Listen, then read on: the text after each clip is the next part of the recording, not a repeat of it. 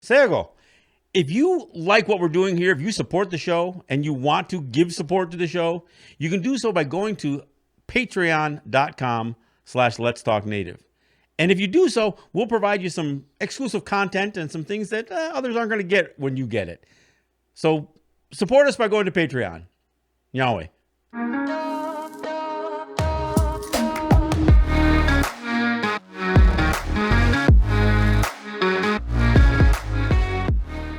Let's Talk Native is produced at the LTN Studios on the Cattaraugus territory of the Seneca Nation.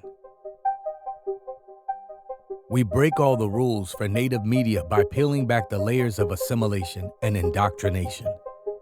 No prayers, no buffalo speeches, and no spirituality shows.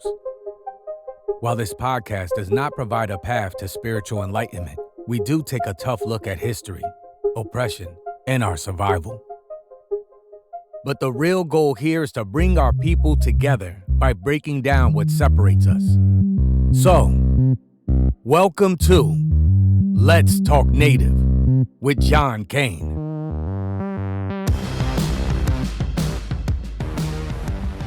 So everyone, welcome to Let's Talk Native. I am John Kane, and thanks for joining me. All right, I know everybody got really excited about the inauguration. I say everybody, I mean Americans, but lots of people did, including Native people. And among the things that I heard a lot of was a lot of bitching that there was no Native people involved in the inauguration. I mean, even the poet who Amanda Gorman, who did recited a poem for the crowd there. There was a lot of people griping that it wasn't Joy Harjo, or that she wasn't included too, because she's a U.S. poet laureate and she's Native and all that. I don't share that sentiment. As far as I'm concerned, look, let Americans praise and celebrate and perform for their leader, not our leader. I know this is kind of a recurring theme for me here, but one of the reasons that I get soured on this idea that somehow they owe us, or we are entitled to be a part of these American celebrations is history. And I go back to the one that bugs me the most, and that's Geronimo being paraded out for Theodore Roosevelt's second inauguration. His first inauguration was actually in Buffalo, 30 miles from here, because he became president due to an assassination of William McKinley. But once he ran again and won the office of the presidency and had his inauguration, and they went over the top. I mean, it was, for the time, it was the most extravagant inauguration that in American history to that date. And among the things that they did was they took Geronimo out of prison, put him on horseback, dressed him all up, and paraded him out as a part of this procession for the inauguration of Theodore Roosevelt. And Theodore Roosevelt was, by almost all accounts, a devoted white supremacist. It spoke very ill. I mean, one of his quotes, and I guess I should have looked it up so I'm not just paraphrasing, but it was something to the effect that he didn't subscribe to the notion that the only good Indian was a dead Indian, but he suspected that 9 out of 10 were, and he wouldn't want to inspect too closely the 10th. So this isn't a guy who had some sort of worship towards Native people, and there's always this weird relationship that Americans, the average American, but certainly many Americans anyway, have towards Native people. It's like, yeah, they love the idea of Native people, they just don't like Native people, and this obviously is somewhat demonstrated by Theodore Roosevelt wanting Geronimo and a few other chiefs, by the way. It wasn't just Geronimo, but I mean, Geronimo was in prison.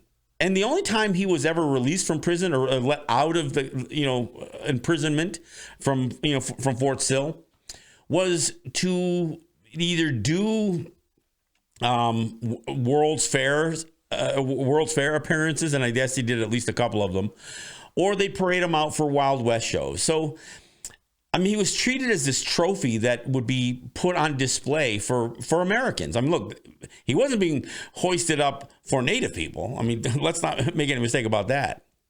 So I've known this for most of my life that Geronimo was used this way. And let's be clear, he was in prison. So I'm not suggesting that he wasn't a willing participant to be exploited in this way, because frankly, it was probably the only change of scenery he ever got. I mean, he wasn't locked up necessarily behind bars, but he was definitely imprisoned out near Fort Sill for the final 14 years of his life. He died imprisoned. So when I hear people complaining, bitching and moaning about Native people not being included in the inauguration, the only image I can conjure up is Geronimo being paraded out. And in a way, look, they broke him, and he had very little options left in his life once he was imprisoned. And I can't begrudge him for either, going, putting on a show at World's Fairs or the Wild West show, or for Theodore Roosevelt.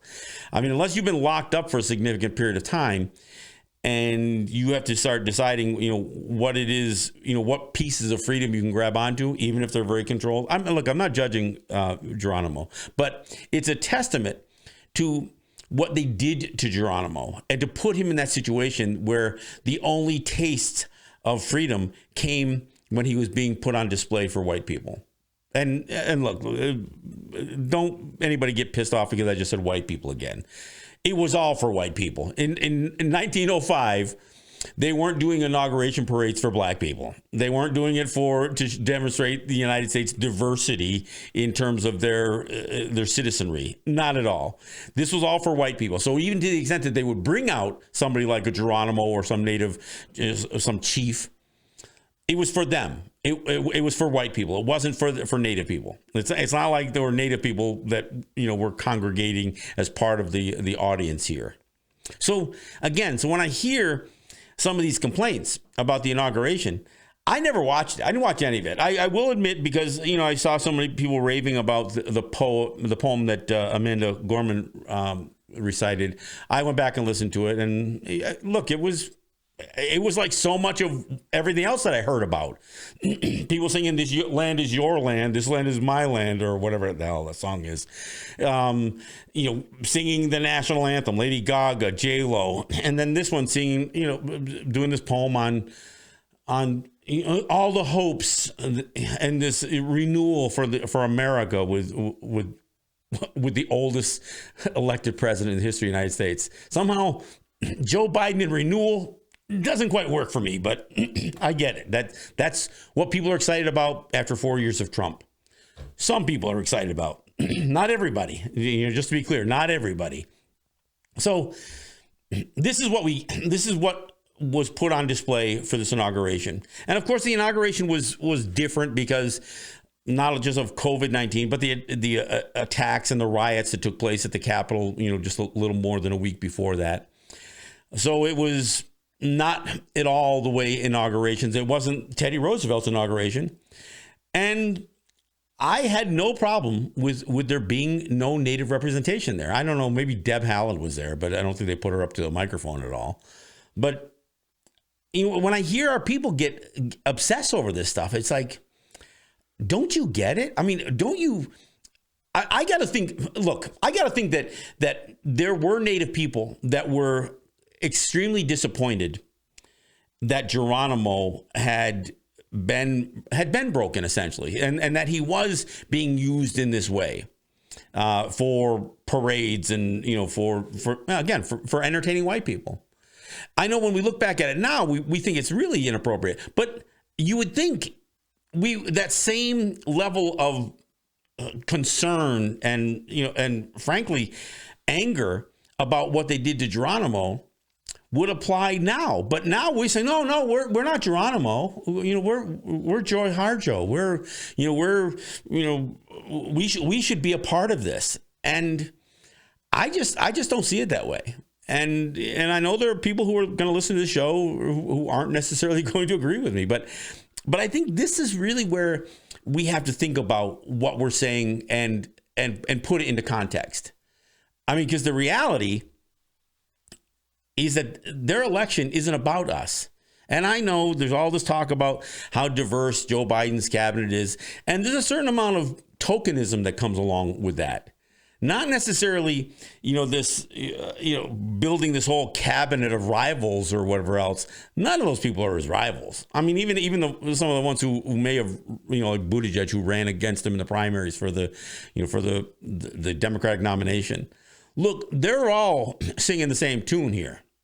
And, so the concern that I have, as there's all this conversation about how diverse his cabinet is and how diverse his administration is it just for optics? I mean, so I had this question as it relates to Deb Haaland, but all of the others. Look, there's a transgender person. There's black people. There's Hispanic people. There's Asian people. There's a Native people. Look, it is very diverse on its surface.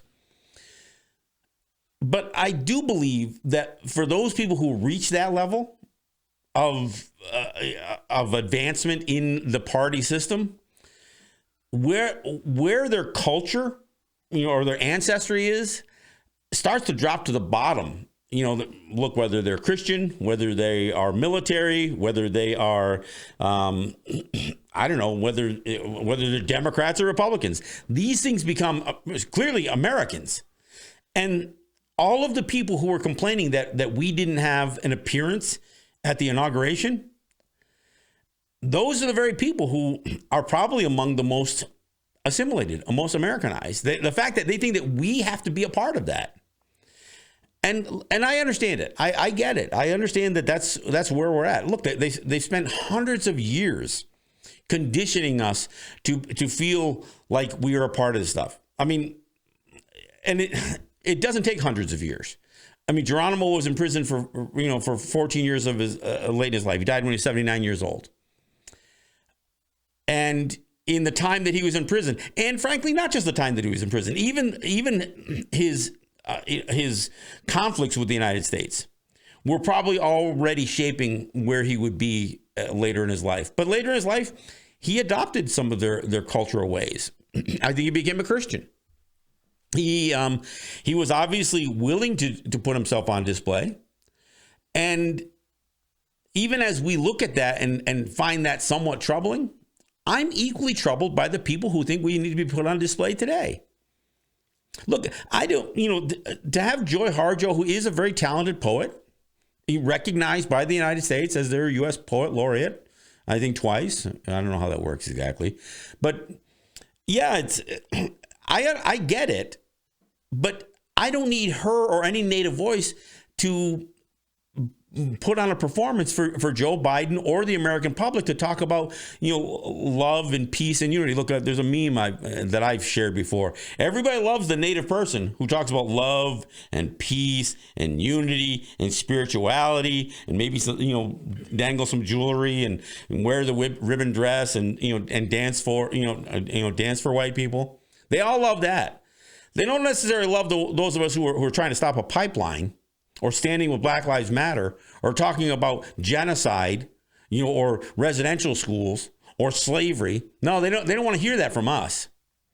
So, look, if Joy Harjo was going to do a poem, I would have hoped it would have, if she was going to, it wouldn't have been what all those people there would have wanted to hear.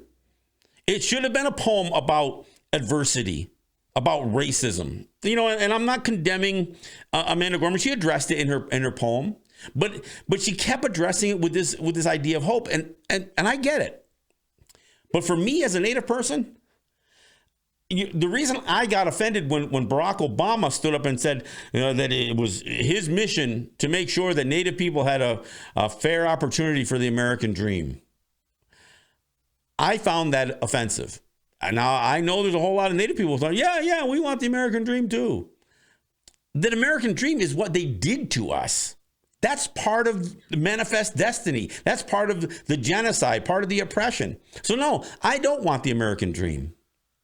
I want to be able to keep it at bay. That's what I want. So I don't need somebody with skin like mine or darker than mine. I don't need a Native face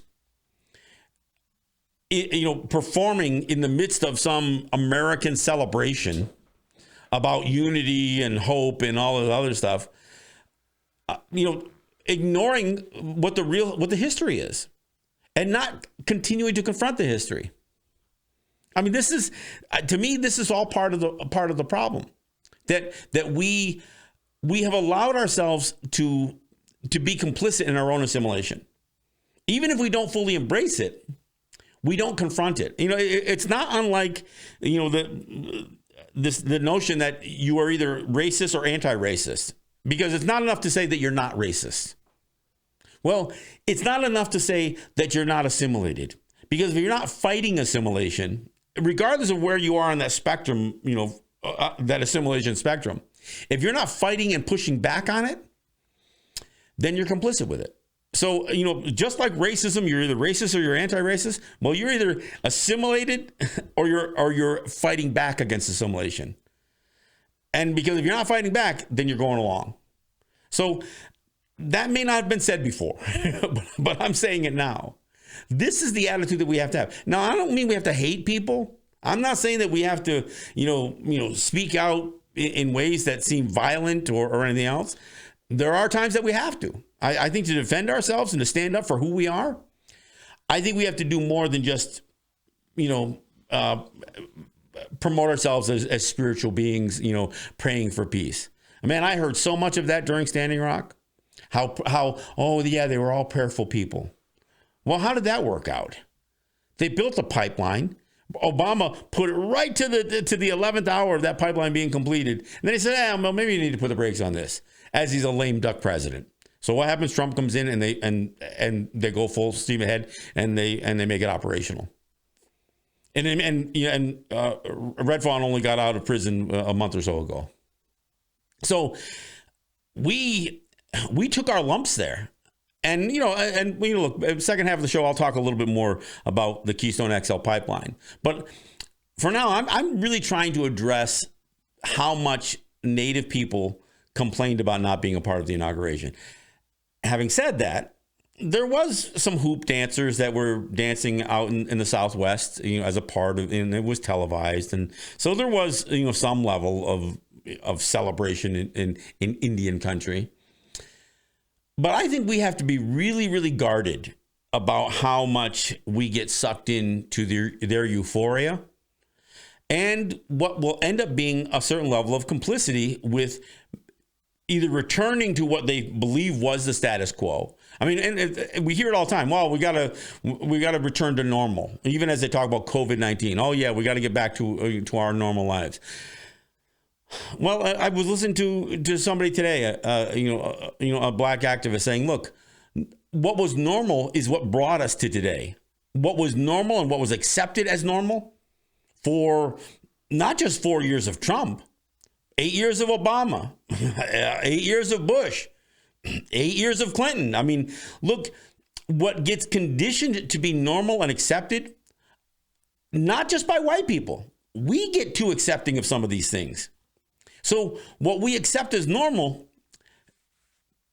and not being challenged makes us complicit in what they're calling normal. Look, the fact that we're still having debates over things like mascots, and we're still having debates over things like environment, like this. The science has all been done on what's happening to the planet in terms of climate change, but we still have to have this debate. I mean, everybody's all wrapped up of, was the election legitimate? Well, look, I don't even have that conversation. Not my election. As I said, not my circus, not my clowns. But I'm affected by that circus, and I'm affected by these clowns.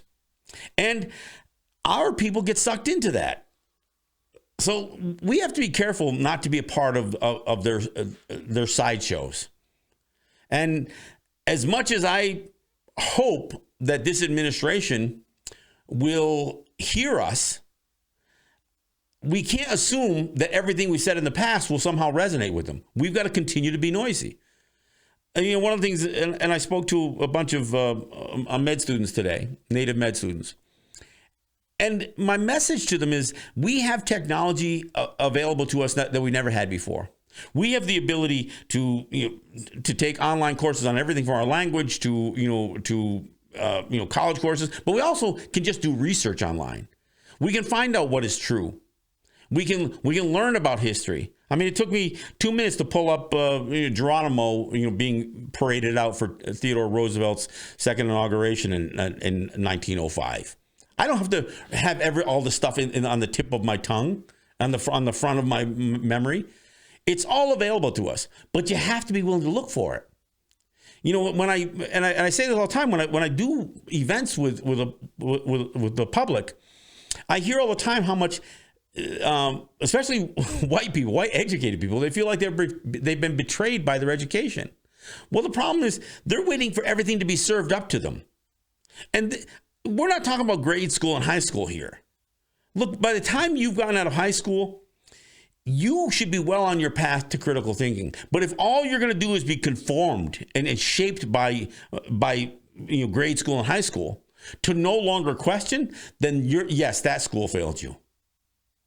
But once you get beyond this really canned curriculum of high school or grade school and high school, you should be willing to educate yourself. And many people are. That's why we are living in incredible times. I am so excited about how strongly Hawaiian people are pushing back against the illegal occupation of their Hawaiian kingdom by the United States, even though it took place, over 100 years ago.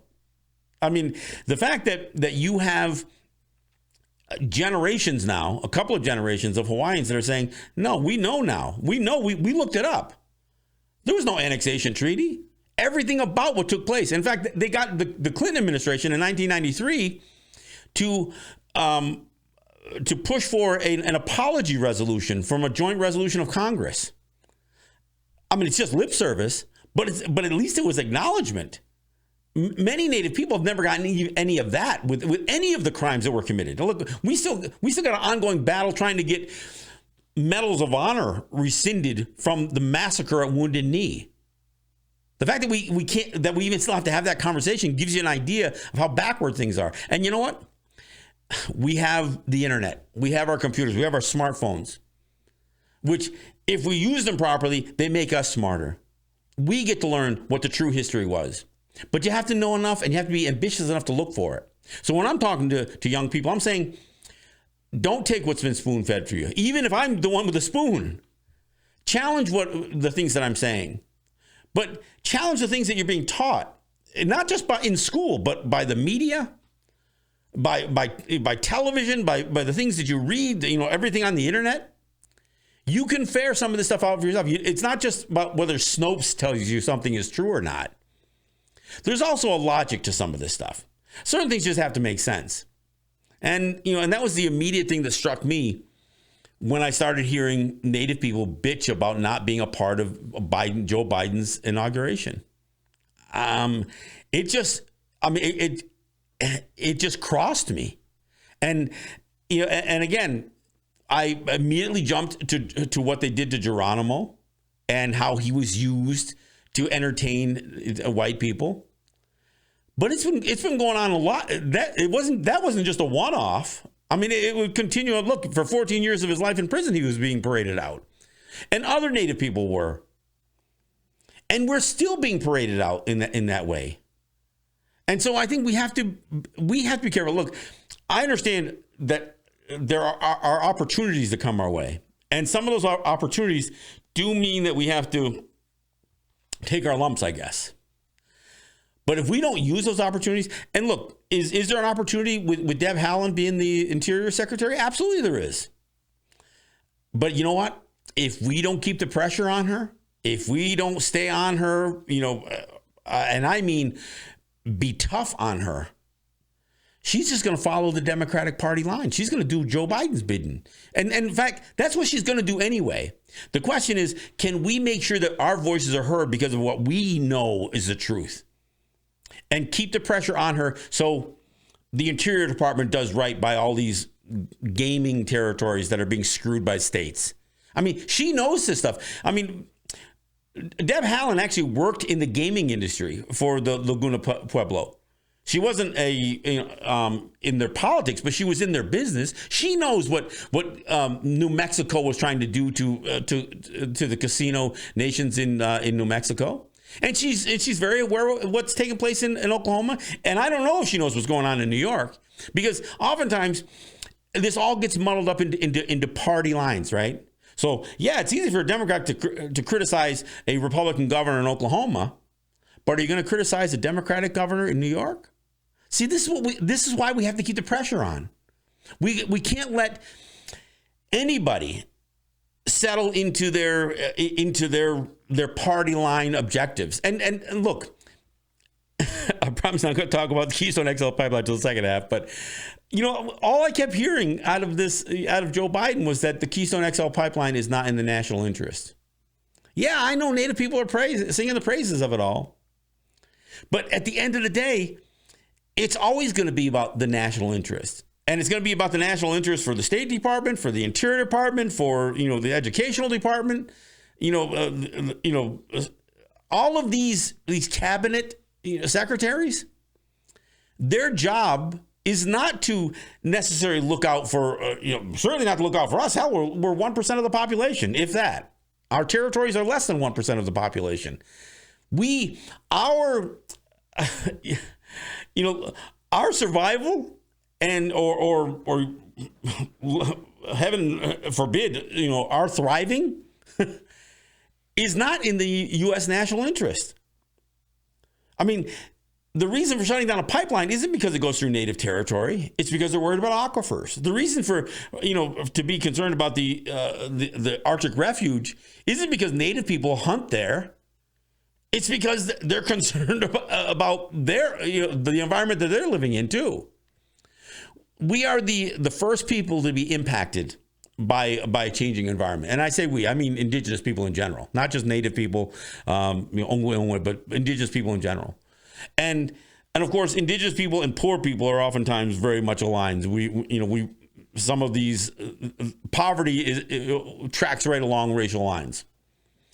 And the smaller you are in terms of your population, the more insignificant you become when it comes to being weighted out in the national interest of the United States. So this is what we're going to experience here. And the only way that we have success with an incoming administration is to, one thing, in the words of Noam Chomsky, we need to yell and yell to the top of our lungs. We need to be heard.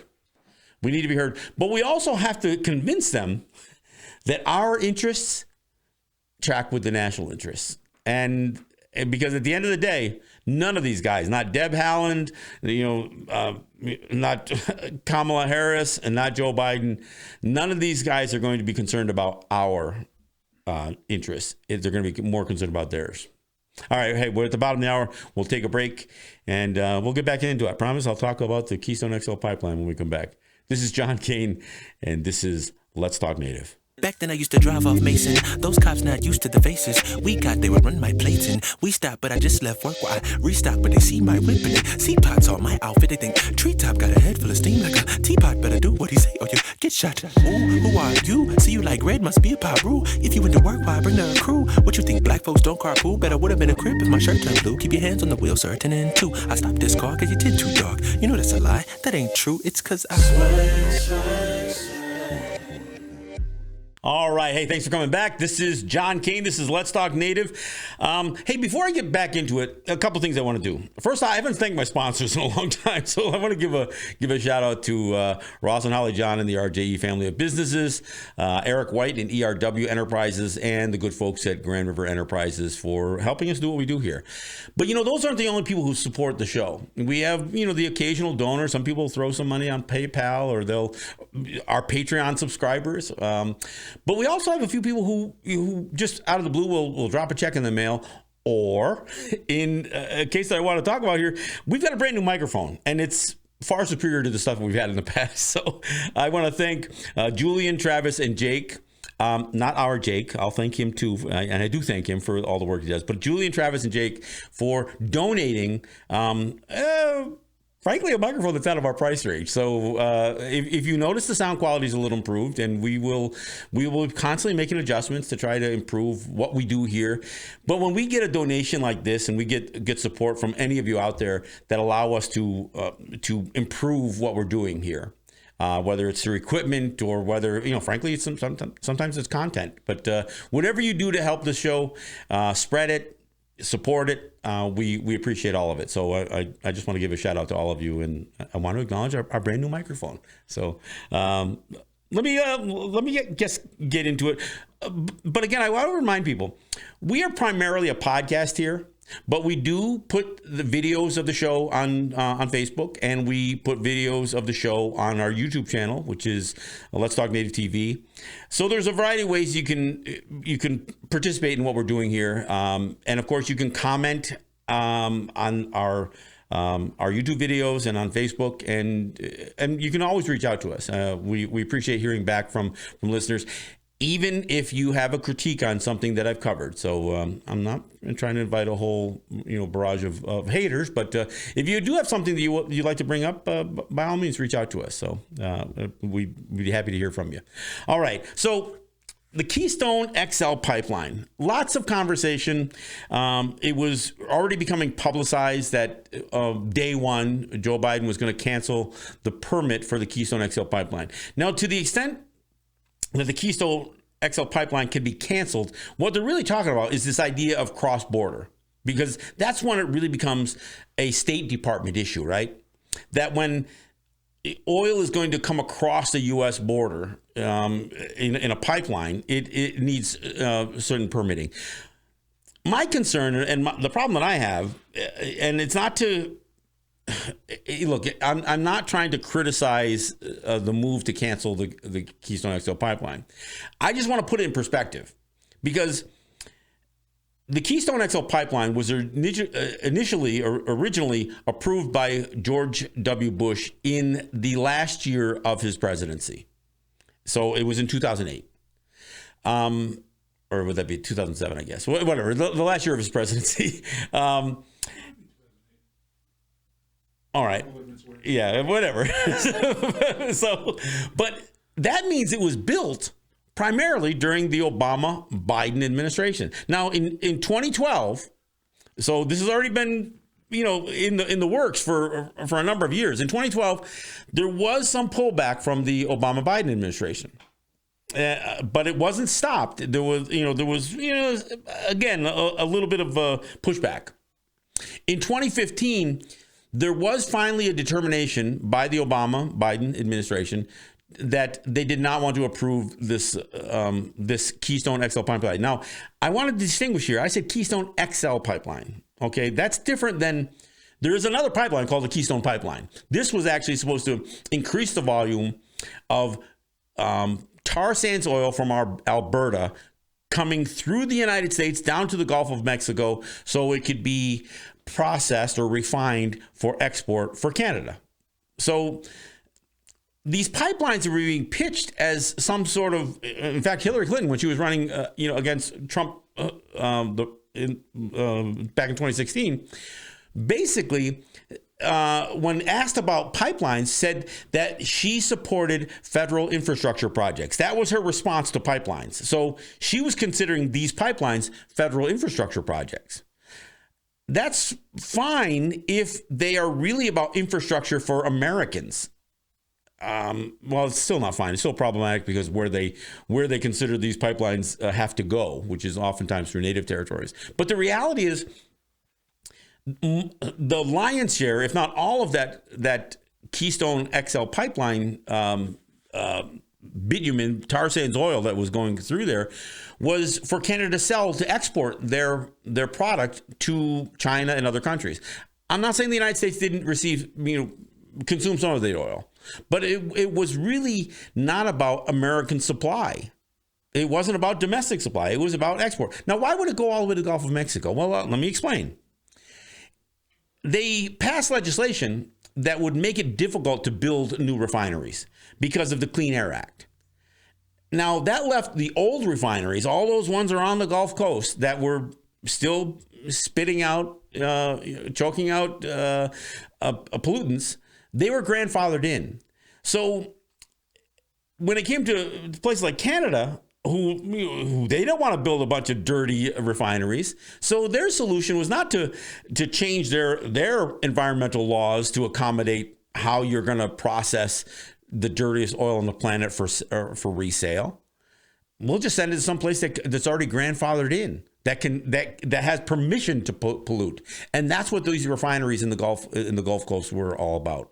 So the whole Keystone Pipeline and Keystone XL Pipeline was about Canada being able to put their oil, their tar sands oil, to market. Now, for those of you who don't know, or either still don't know or have forgotten what tar sands oil is, tar sands oil is not Jed Clampett shooting at a rabbit and up through the ground came a bubbling crude. No, it is goo. It is like tar that under a layer of topsoil that was supported the boreal forests of Alberta is a layer of sand that is caked with this tar. So what they do is they mine this. Well, one of the ways they extract this is to literally strip out the forest, get rid of all the forest, and then mine this dirty sand where they try to separate the tar, this bitumen they call it, from the sand. And they do that in a variety of ways, which involve superheating, using steam, burning natural gas to do that. So they actually have to pipe in natural gas to separate the tar from the sand. They create these huge lakes, what they call them settling ponds. And these huge lakes, I heard one of the estimates said that the largest man-made dam, earthen dam on the planet, the largest ones exist in Alberta to hold back these huge reservoirs of water with a layer of oil on the top, or a layer of tar on the top, and they essentially skim off as much of that tar as possible. In the meantime, birds are flying in there. They actually try to use cannons and all kinds of other things to scare away any wildlife from ever going near these huge reservoirs of these settling ponds. So they separate this stuff. That's one of the ways that they do it. So they separate it through this process of superheating with steam, and they separate this, this tar, this goo, this bitumen from the sand. The dirtiest oil on the planet. That's what this is. The dirtiest oil on the planet. In fact, it's costly to extract this stuff. So when the price of oil drops below, $40, $50 a barrel, this practice of extracting tar sands oil becomes marginally profitable. Hell, when it was $70 a barrel, look, they were, they were at it because it was making money, and they could justify it. In fact, they were pulling out so much it was all being bottlenecked because there wasn't enough pipeline capacity, and so they were sending a lot of it in rail cars. Now the problem is that this is actually more caustic. It is a much more dangerous product. It's not just like sweet Brent crude going through a pipeline. It is something that has to be liquefied, and and the way it behaves when it leaks is worse than oil.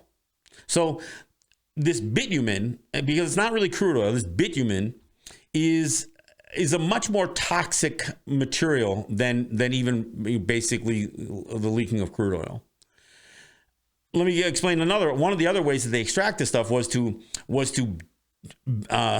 drill these holes and then inject superheated water into these holes and try to allow this tar to percolate out of it. I mean, it's just a terribly wasteful, energy intensive process to get the last drops of oil that have been now sequestered in these in this tar. By the way, when I say sequestered, that's an accurate term, because this tar sands, these tar sands may represent some of the largest sequestration of carbon on the planet. It ain't sequestered for long, not when it's being dug up, to be turned into, into diesel fuel, into, the gasoline we burn in our cars, or somebody's burning in their cars. So that's what tar sands oil is. And this idea of a pipeline or a series of pipelines stretching across, from the Canadian border down to the Gulf of Mexico is not some tremendous boon for labor, or job creation in general, because once the pipeline is built, there's no more jobs associated with it. I mean, look, there's a certain amount of maintenance, but these were not big job creators. Frankly, a lot of the steel that was being used for this stuff was Canadian steel. In fact, much of the labor was coming from Canada too. So this wasn't even this huge job creator for the United States. So it wasn't for U.S. domestic supply. It wasn't for some great job creator. The only ones who were profiting from this were those dirty refineries in the Gulf of Mexico, along the Gulf Coast, I should say, and the companies extracting this dirty oil from Alberta. There are many people who are praising this move to cancel the Keystone XL pipeline, and frankly, it's probably easier to cancel it when the price of a barrel of oil is as low as it is right now. I gotta believe that if oil were in short supply and it was running at $70, $80, $90 a barrel, that this probably wouldn't have happened. This idea of canceling the pipeline. In fact, canceling it is about just not allowing the oil to flow, because most of this pipeline is built. I haven't heard any conversation about pulling up some of the existing pipeline or addressing the Keystone pipeline, not just the Keystone XL pipeline. The Keystone XL pipeline was a bigger diameter pipe. It was going to haul a lot more oil or bitumen than the Keystone pipeline. The Keystone pipeline, by the way, was not necessarily designed for bitumen. It was actually, most of that pipeline network was designed for oil. Crude oil, not for this new generation of fossil fuel or raw material for fossil fuels. So I just need to address that. I'm glad it's canceled. I was glad when it was slowed down in 2012 and when it was canceled in 2015. Of course, as soon as Trump came into office, he immediately said, no, we're going, balls to the wall on this thing. We're going to open up the Keystone XL pipeline. He also completed the final approvals for the Dakota Access Pipeline. Oh, yeah, the Dakota Access Pipeline. Who approved that? Well, that was done completely during the Obama-Biden administration. The approval of the proposals, the approval, the permitting, all of the builds, that all happened during the 8 years of Obama-Biden. And only in the 11th hour, when essentially Obama was a lame duck president, did he begin to put the brakes on this project. I mean, it was essentially built. 97% of it was built when he finally started putting the brakes on it. And there was no question. And in fact, Trump advertised the fact that once he became the president, and he was already elected, by the way, he was the, president-elect, is that what they call it? The president-elect when Obama put the brakes on the Dakota Access Pipeline. And again, the Dakota Access Pipeline, that's what led to this huge standoff at Standing Rock. Obama and Biden were responsible for all of that. Or it was on their watch. Look, those aren't the guys out there building the pipeline. But they did nothing to stop it. And so this is what we saw. And if you're saying that they couldn't stop it, well, they did in the 11th hour. If they stopped it before it was built, it may not have ever been built. If they had put the brakes on George Bush's approval of the Keystone XL pipeline, that may not have ever been built, the legs that were built. So when you allow something to continue, and it's a real sneaky way that a lot of these pipeline companies, these oil companies work. They get permits for little sections at a time, because they can say, oh yeah, the environmental impact of this mile isn't going to do anything, or this 10 miles, this 20 miles. They don't say, well, what the environmental impact is going to be of 1,500 miles of this stuff. They do it by section. So they get an approval and they build it. Because once they got it built, once it's built, it's built. Oh, it'd be a shame not to use it now, right?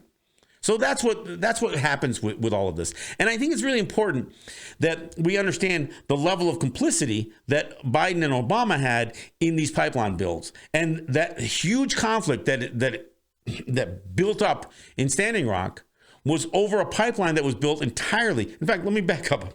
There was a time that Obama had gone to Standing Rock, this historic visit to Indian country.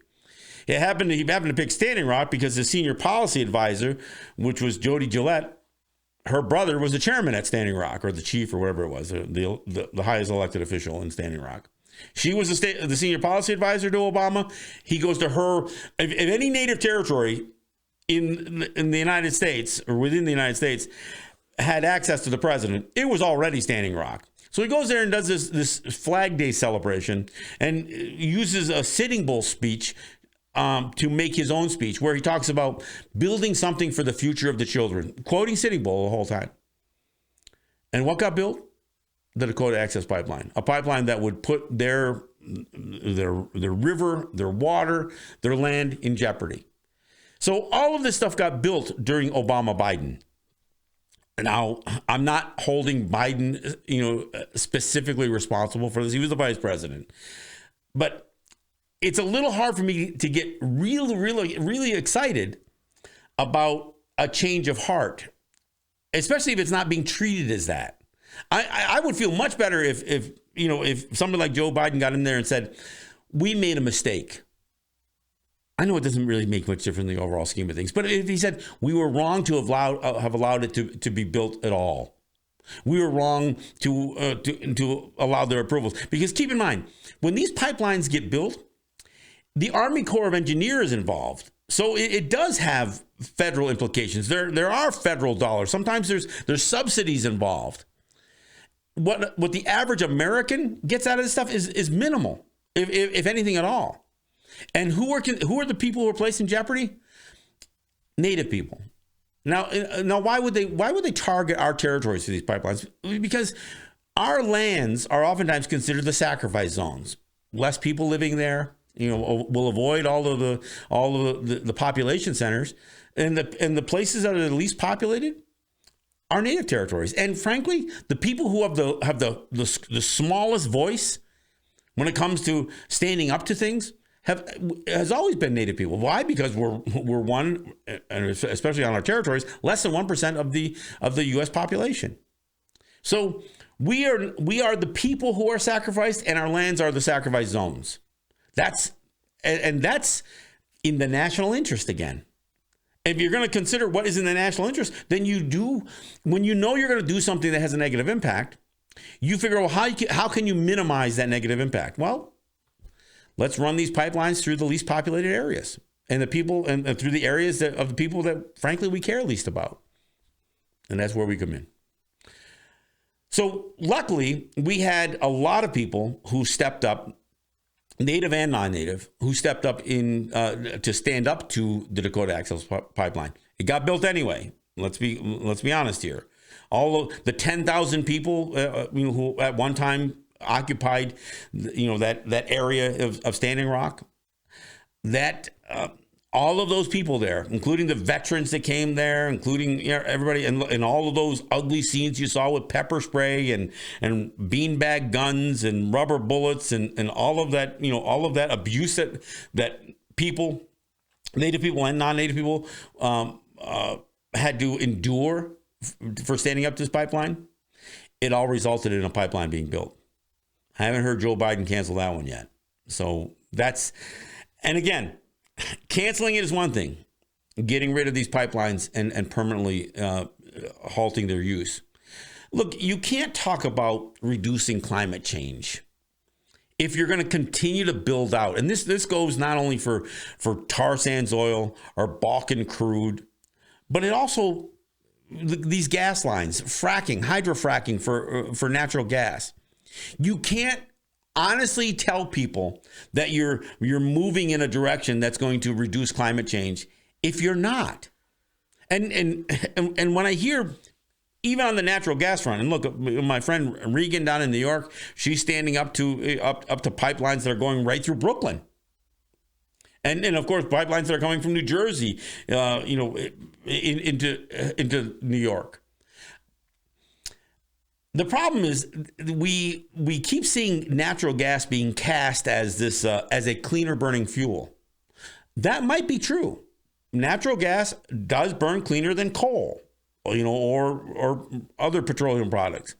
The problem is, just like with tar sands oil being the dirtiest oil on the planet, and the amount of carbon footprint that is involved, including burning natural gas to extract it, natural gas is not clean. Hydrofracking creates a lot of natural gas that goes into the air, and natural gas, methane, is much more dangerous as far as CO2 emissions than and the damage that it does to the ozone layer than regular just CO2. Okay, methane is much more dangerous. It's much more destructive, and you can look. There are places, and we're doing the show from Cattaraugus. Cattaraugus, the word Cattaraugus or Cattaraugus, the name of this place references the fact that natural gas it comes out of the ground here. Now, the natural gas that comes out of the ground here, and look, there's a place, they got a road called Sulphur Springs, one that's called Burning Springs. You can go to the Cattaraugus Creek, and there's some places that the natural gas bubbles up. You can actually put a bottle over it, and you can light it on fire. Burning Springs is because there was at times enough natural gas percolating up through the river that if you lit it, the flames would dance across the water. So we smell it here. But that's naturally occurring natural gas coming out of the ground.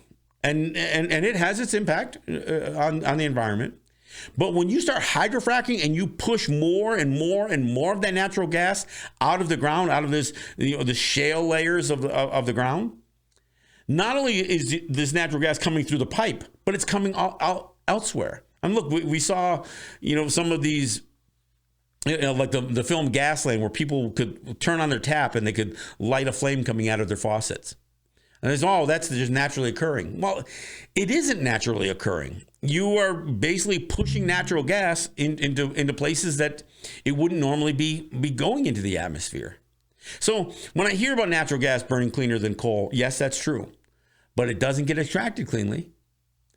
And if we don't move away from fossil fuels, regardless of whether it's natural gas, whether it's coal, or whether it's tar sands oil, if we don't really, really work hard to move away from this, then we're creating a climate nightmare. I mean, we're in the second half, or getting into the second half of January. We have not gone to zero. We haven't gone, I don't think, to single digits in Western New York. So we're already experiencing a warmer December, a warmer January. And every year it's a warmer winter. Look, we got plenty of snow, but that doesn't mean that the climate's not changing. So I'm concerned. Look, we got a lot of things to worry about. Yes, we've got racial tensions at an all-time high after 4 years of Trump, but it's not because racism didn't exist already. We've got a global pandemic that is mutating to become more and more infectious as time goes on.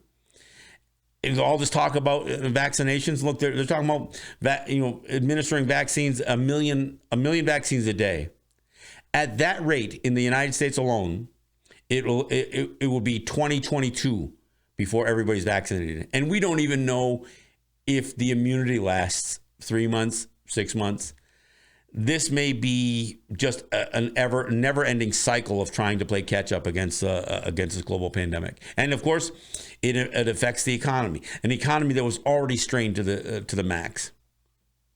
So we've got global pandemic, we've got climate change, we've got tensions around the world. We've got an incoming administration that is committed to regime change in places like Venezuela. We've got all this stuff that we're still addressing. So yes, by all means, wave goodbye to Trump. But we've got a lot of stuff in front of us. So getting back to my original message, I don't want to be a part of celebrating the incoming administration. I want to be a part of holding them to account. And I don't care to be a part of giving, kumbaya speeches at a presidential inauguration. I just assume let them praise their leadership. Let Americans praise Americans. Let us hold them to account with the rest of the world. I want to thank you for listening. This is Let's Talk Native. I'm John Kane. We'll see you next time. Yahweh.